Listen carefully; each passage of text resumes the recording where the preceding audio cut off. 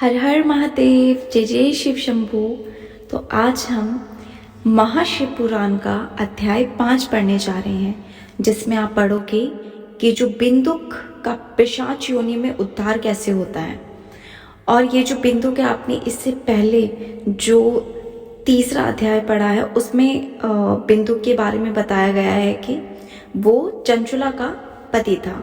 ठीक है, तो अभी हम अध्याय 5 शुरू करते हैं। सूत जी बोले, शौनिक, एक दिन चंचला आनंद में मगन होके देवी उमा के पास गई और दोनों हाथ जोड़कर उनकी स्तुति करने लगी। चंचला बोली, हे गिरिराज नंदिनी स्कंद माता उमा, आप सभी मनुष्यों और देवताओं द्वारा पूज्य तथा समस्त सुखों को देने वाली हैं। हे माँ, आप शंभु प्रिय हैं, आप ही सगुणा और निर्गुणा हैं। हे सच्चिदा स्वरूपिणी, आप ही प्रकृति का पोषण करती है। हे माँ, आप ही संसार की सृष्टि, पालन और संहार करने वाली है। आप ही ब्रह्मा विष्णु महेश को उत्तम प्रतिष्ठा देने वाली परम शक्ति है। सूत जी कहते हैं, शौनिक, सदगति प्राप्त चंचला इस प्रकार देवी की स्तुति कर शांत हो गई। उसकी आंखों में प्रेम के आंसू मड़ आए। तब शंकर प्रिय भक्त वत्सला देवी माता उमा प्रेम से चंचला को चुप कराते हुए कहा, सखी चंचला, मैं तुम्हारी स्तुति से प्रसन्न हूँ। बोलो, क्या वर मांगती हो? चंचला बोली, हे गिरिराज कुमारी, मेरे पति बिंदुक इस समय कहाँ है? उनकी कैसी गति हुई है? और माँ, कुछ ऐसा उपाय कीजिए ताकि हम फिर से मिल सके। हे महादेवी, मेरे पति एक शूद्र जाति वेश्या के प्रति आसक्त थे और पाप में ही डूबे रहते थे। माँ पार्वती बोली, बेटी, तुम्हारा पति बिंदुक बड़ा ही पापी था। उसका अंत बहुत भयानक हुआ। वैश्य का उपभोग करने के कारण वह मूर्ख नरक में अनेकों वर्षों तक अनेक प्रकार के दुख भोगता रहा। शेष पाप भोगने के लिए विंध्य पर्वत पर पिशाच की योनि में रह रहा है। वह दुष्ट वहीं वायु पीकर रहता है और सब प्रकार के कष्ट सहता है।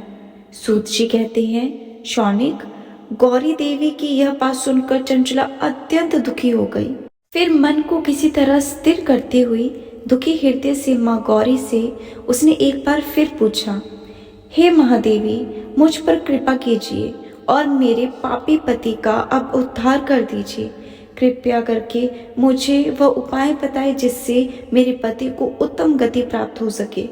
गौरी देवी ने कहा, यदि तुम्हारा पति बिंदुक शिव पुराण की महापुण्यमयी उत्तम कथा सुने तो वह इस दुर्गति को पार करके उत्तम गति का भागी हो सकता है।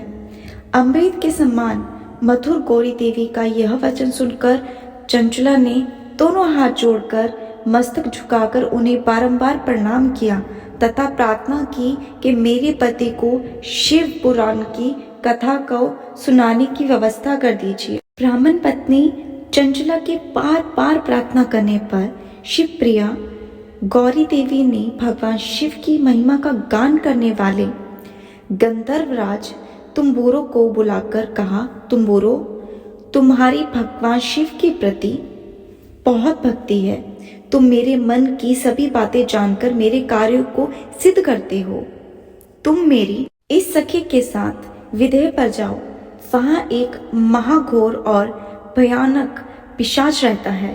पूर्व जन्म में यह पिशाच बिंदुक नामक ब्राह्मण मेरी इस सखी चंचला का पति था। वह वेश्यागामी हो गया था। उसने स्नान संध्या आदि नित्य कर्म छोड़ दिए। क्रोध के कारण उसकी बुद्धि नष्ट हो गई। दर्जनों के साथ उसकी मित्रता तथा सज्जनों के साथ द्वेष बढ़ गया। वह अस्त्र शस्त्र से हिंसा करता, लोगों को सताता और उनके घरों में आग लगा देता था। चंडालनों के से दोस्ती करता था। रोज वेश्याओं के पास जाता था। पत्नी को छोड़कर दुष्ट लोगों से दोस्ती करता था। उन्हीं के संपर्क में रहता था। वह मृत्यु तक दुराचार में फंसा रहा। मृत्यु के बाद उसे पापियों के भोग स्थान यमपुरी ले जाया गया। वहां घोर नरकों को सहकर इस समय वह विंध्य पर्वत पर पिशाच बनकर रह रहा है और पापों को भोग रहा है, तुम उसके सामने परम पुण्यमयी पापों का नाश करने वाली शिव पुराण की दिव्य कथा का प्रवचन करो।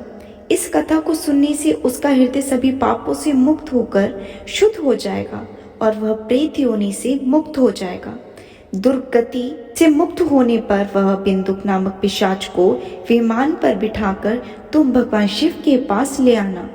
सूत जी कहते हैं, शौनिक, माँ उमा का उपदेश पाकर गंधर्वराज तुम्बोरो प्रसन्नता पूर्वक अपने भाग्य की सराहना करते हुए चंचला के साथ विमान लेकर पिशाच के निवास स्थान विंध्य पर्वत गया। वहां पहुंचकर उसने उस विकराल आकृति वाले पिशाच को देखा। उसका शरीर विशाल था, उसकी ठोड़ी बड़ी थी। वह कभी हंसता तो कभी रोता था और कभी उछलता था। महाबली तुम्बरो ने बिंदुक नामक पिशाच को पाशों से बांध लिया। उसके पश्चात तुम्बरो ने शिव पुराण की कथा के लिए एक स्थान को तलाशा और वहां पर मंडप की रचना करी। शीघ्र ही इस बात का पता लोगों को चल गया कि एक पिशाच के उद्धार हेतु देवी पार्वती की आज्ञा से तुम्बोरो शिव पुराण की अमृत कथा सुनाने विंध्य पर्वत पर आया है। उस कथा को सुनने के लोभ से बहुत से देव ऋषि वहां पहुंच गए। सभी को आदरपूर्वक स्थान दिया गया। पिशाच बिंदु को पाशों में बांधकर आसन पर बिठाया गया और तब तुम्बोरो ने परम उत्तम शिव पुराण की अमृत कथा का गान शुरू किया। उसने पहली विदेश्वर संहिता से लेकर 7वीं वायु संहिता तक शिव पुराण की कथा का स्पष्ट वर्णन किया। 7 संहिताओं सहित शिव पुराण को सुनकर सभी श्रोता कृतार्थ हो गए। परम पुण्यमयी शिव पुराण को सुनकर पिशाच सभी पापों से मुक्त हो गया और उसने पिशाच शरीर को त्याग कर दिया। शीघ्र ही उसका रूप दिव्य हो गया। उसका शरीर गौर वर्ण का हो गया। शरीर पर श्वेत वस्त्र एवं पुरुषों के आभूषण आ गए। इस प्रकार दिव्य देहधारी होकर बिंदुक अपनी पत्नी चंचला के साथ स्वयं भी भगवान शिव का गुणगान करने लगा। उसे इस दिव्य रूप में देखकर सभी बहुत आश्चर्य हुए। उसका मन परम आनंद से परिपूर्ण हो गया। सभी भगवान महेश्वर के अद्भुत चरित्र को देखकर कृतार्थ हो गए। उनका यशोगान करते हुए अपने अपने धाम को चले गए। बिंदुक अपनी पत्नी चंचला के साथ विमान में बैठकर शिवपुरी की ओर चल दिया। महेश्वर के गुणों का गान करता हुआ बिंदुक अपनी पत्नी चंचला व तिम्बोरो के साथ शीघ्र ही शिवधाम पहुंच गया। भगवान शिव व देवी पार्वती ने उसे अपना पार्षद बना लिया।